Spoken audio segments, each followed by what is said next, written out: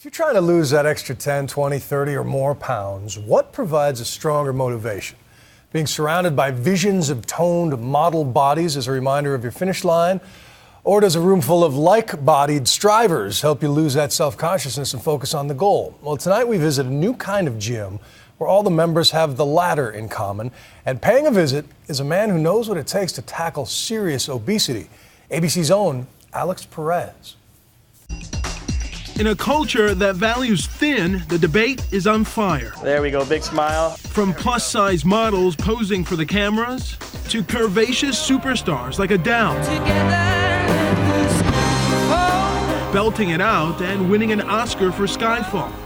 And there's Lena Dunham, proudly bearing it all in her hit show Girls. Plus size is going mainstream with clothing stores that market cute clothes to big girls. I think in today's world, when there's so many positive, role models out there, Octavia Spencer, Adele, Melissa McCarthy from Bridesmaids, that I think are changing the way things are viewed. Vogue magazine, notorious for featuring paper-thin figures, will soon feature Kate Upton on the cover, a swimsuit model famous for her curves. So is there still real shame in being overweight? For Chris, Sharon, Lewis, and David, the answer is yes.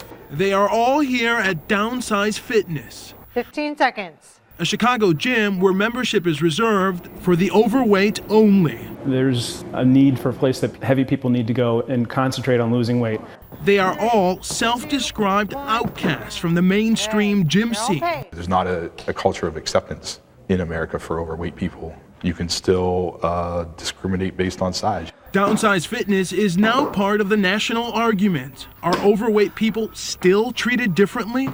Just this week, the CVS pharmacy chain told workers they had to submit information on their weight, body fat, and glucose levels or pay a surcharge, an extra $600 a year for their company's health insurance.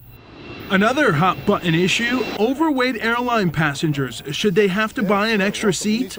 Blogger Kenley Tigeman says she was humiliated by a Southwest Airlines gate agent in 2011. The gate agent came up to me and he asked me how much I weighed. He said that I was too fat to fly, that I would need an additional seat. Sharon has also felt the pain of harsh stares and ridicule. She joined Downsize Fitness last year. Starting weight 376 and still reeling from the sting of a bad experience with a personal trainer at a mainstream gym. I don't know if she was afraid of, training a fat person or what it was. So all I was able to do was sit in a corner and work on the treadmill. It made me feel like a pariah, like I didn't belong there, but yet I was allowed to join. In 6 months at Downsize Fitness, Sharon dropped 20 pounds. The workouts are stressful, they're tiring. We ask people to come 5 times a week. We call people if they don't show up. They only allow membership to those at least 50 pounds overweight. There's some who will argue that you're segregating the obese people. Why do they need to have their own gym? How do you respond to that? Gyms are built for fit people to stay fit. I don't think they're built for fat people to get fit. So in a way we're segregating, but we're segregating for a reason. Her goal weight, 225.